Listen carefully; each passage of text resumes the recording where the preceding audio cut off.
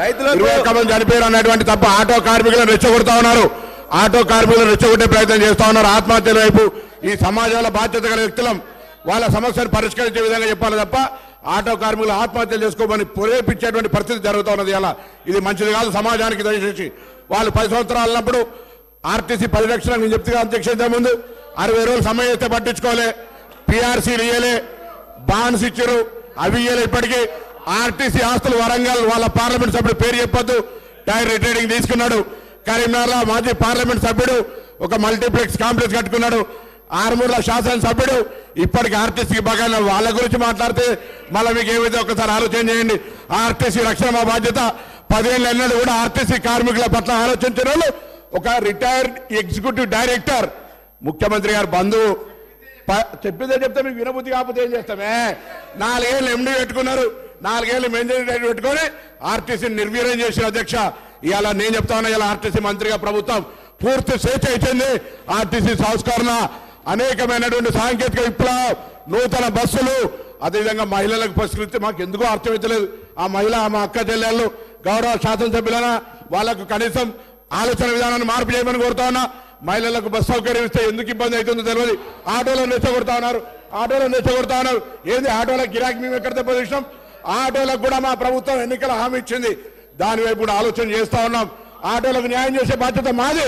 దయచేసి లేనిపోని అపవాదు అనవసరమైనటువంటి ఆటో కార్మికులను ప్రేరేపించి అధ్యక్ష వీళ్ళు ఆటోలు ఎక్కిరు అధ్యక్ష.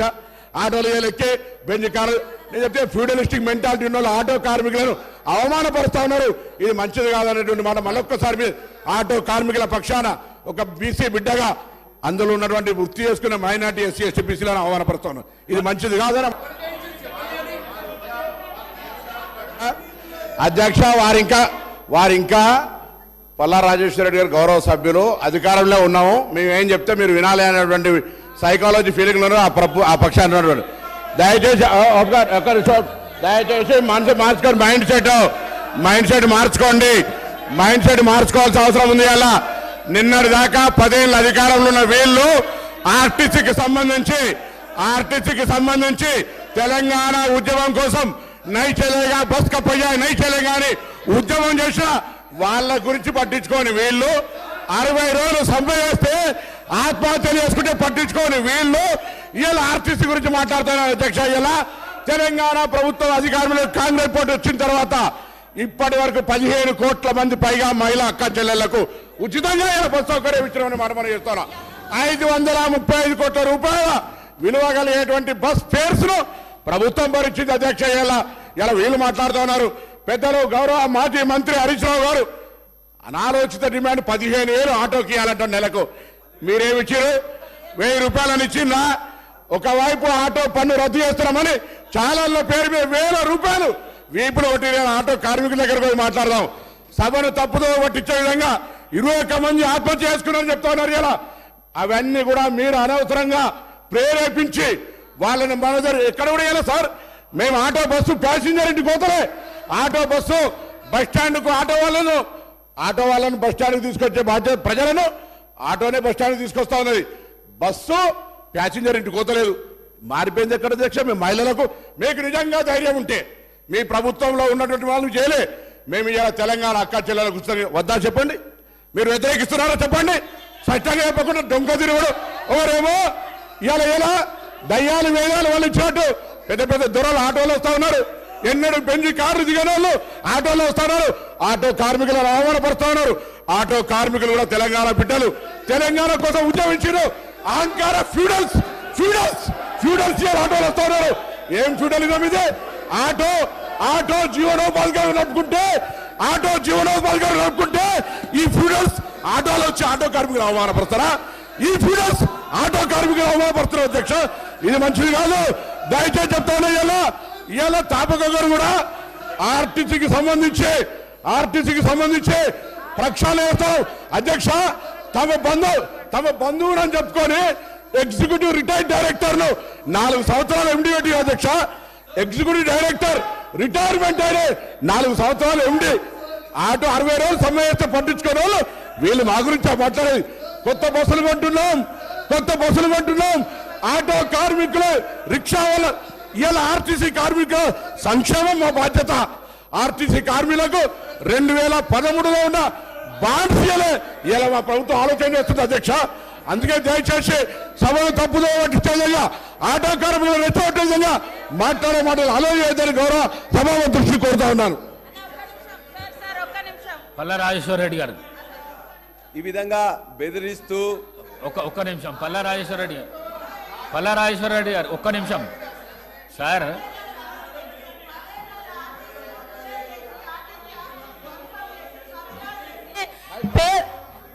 పదేళ్ల టీఆర్ఎస్ ప్రభుత్వంలో ఆర్టీసీ ఆస్తులను ధ్వంసం చేసి, కుదేలు చేసి, కబ్జాలు చేసి ఆర్టీసీ ఉద్యోగులు ఆత్మహత్య కారణమైన వీళ్ళు ఇవాళ ఆర్టీసీ గురించి మాట్లాడుతున్నారు.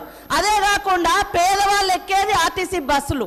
అలాంటి బస్సుల రేట్లు పెంచి ఇవాళ ఆడవాళ్ళు బస్సులలో వస్తే తట్టుకోలేకపోతున్నారు. నేను ఒకటే సూటిగా అడుగుతున్నా, ఆర్టీసీ ఫ్రీ బస్ పెట్టొద్దా?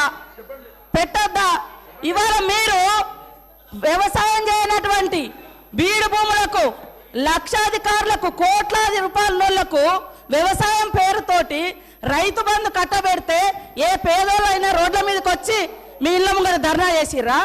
ఈ రోజు ఆటోలను ముందు పెట్టి మీ అధికారం రావాలని ఎప్పుడు మీరు సెంటిమెంట్లను వాడుకొని ఒకరిని ముందు పెడతారు, ఆ తర్వాత మీరు వెనక నుంచి వస్తారు. ఇది మీ నైజం. గతంలో కూడా అగ్గిపుల్లలు దొరకక డ్రామాలు చేస్తే పాపం వేరే పిల్లలు ఆత్మహత్య చేసుకున్నారు. అంటే చేయకూడదా అంటారు. మరి మీరు లక్షల రూపాయలు, కోట్ల రూపాయలు ప్రజల మీద, అందరి మీద పన్నులేసి ఆ వచ్చిన ధనము రైతు బంధుల పేరుతోటి ఏ పేద మహిళకు, ఏ పేదోళ్లకు రూపాయి దక్కలేదు. కానీ మీరు మాత్రము లక్షలు ఎత్తుకున్నప్పుడు ఏ పేదోళ్ళన్న రోడ్ల మీదకి వచ్చి మాకెందుకు ఇవ్వలేదని అడిగించేటట్టుగా మేమన్నా రెచ్చగొట్టినామా? ఇవాళ అక్క చెల్లెళ్ళు అడుగుతున్నారు, నెలకు 5-6 వేలు మాకు మిగులుతున్నాయి ఆర్టీసీ బస్ తోటి. అంటే వీళ్ళు ఎందుకు తట్టుకోలేకపోతున్నారో నేను అడుగుతున్నా. మరి ఎక్కడ ఏం దొరకనట్టుగా అదే మాట్లాడుతున్నారు. మొత్తం వీళ్ళు అన్ని తీసేయండి. కాబట్టి ఆర్టీసీ బస్సులలో మహిళలు ప్రయాణం చేస్తే మీకేం ప్రాబ్లం అది చెప్పండి.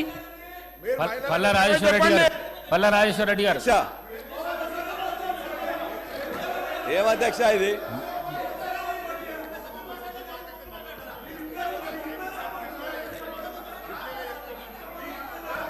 అధ్యక్ష, ఇప్పుడు ముఖ్యమంత్రి గారిని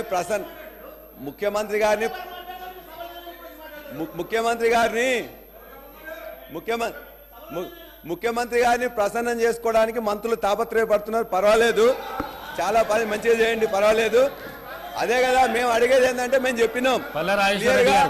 అధ్యక్ష, నేను ఒక్కరిని మాట్లాడుతుంటే 5 నిమిషాలు కూడా మీరు సమయం ముందే వాళ్ళందరూ మాట్లాడుతున్నారు. అధ్యక్ష, మంత్రులకు అవకాశం అధ్యక్ష ఒకటే హరీష్ రావు గారు, మీరు కూడా గత సీనియర్ సభ్యులు మేమేం మాట్లాడాలి అధ్యక్ష. అధ్యక్ష ఒక్క నిమిషం.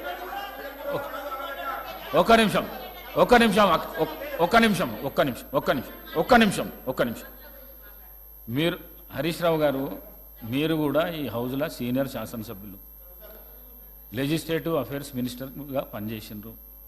సభా ప్రాంగణంలో ఏమవుతున్నది అనేది అందరికంటే ఎక్కువ మీకు తెలుసు. కానీ మీరు కూడా మధ్యలో కామెంట్ చేస్తే ఇప్పుడు శ్రీధర్ బాబు గారు మాట్లాడతామని అన్నప్పుడు మీరు అట్లెట్లా ఇస్తారు అని అంటున్నారు. వారు లెజిస్లేటివ్ అఫేర్స్ మినిస్టర్, వారికి అధికారం ఉన్నది. ఇంటర్ఫియర్ అయిపోయి క్లారిఫికేషన్ ఇచ్చే అధికారం ఉన్నది. మరి పల్లా రాజేశ్వర రెడ్డి గారు అధ్యక్ష, మేము మరలా ఇప్పుడు ముఖ్యమంత్రి గారు ఇంతకుముందు నేను మాట్లాడినప్పుడు సభలో లేరు కాబట్టి వాళ్ళందరూ కూడా కొద్దిగా వక్రీకరణ చెప్తున్నారు. మీరు చేస్తున్న ఏదైతే సబ్జెక్ట్ మీద అధ్యక్ష 6 గ్యారంటీల్లో 13 అంశాల్లో ఉన్న మహిళల బస్సు పథకం ఏదైతుందో దాన్ని మేము ఆహ్వానిస్తున్నాం. దానికి కావాల్సిన బస్సులు పెంచాలని చేస్తున్నాం. వాళ్ళందరూ కూడా మంచిగా బ్రహ్మాండంగా ఈజీగా పోయేటట్టు చూడాలని చూస్తున్నాం. ఏదైతే ఆర్టీసీ గవర్నమెంట్ ఉద్యోగులుగా మేము చెప్పినామో వాళ్ళందరికీ కూడా వెంటనే వాళ్ళకు ఉద్యోగాలు కూడా గవర్నమెంట్ ఉద్యోగస్తులుగా గుర్తించాలని చెప్పి కూడా కోరుతున్నాం. అదేవిధంగా ఇవాళ 6.5 లక్షల మంది ఆటో డ్రైవర్లు ఇవాళ నష్టపోతున్నారు. కాబట్టి చనిపోయిన 21 మంది డ్రైవర్లకు వాళ్ళ యొక్క కుటుంబాలకు దయచేసి 20 లక్షలు ఎక్స్గ్రేషియా ప్రకటించాలని, వారి యొక్క కుటుంబం జీవనం సాగించడానికి 10,000 రూపాయలు ఇవ్వాలని చెప్పేసి ముఖ్యమంత్రి గారిని కోరుతున్నాం. Please please please please. అదేవిధంగా అధ్యక్ష, ఇవాళ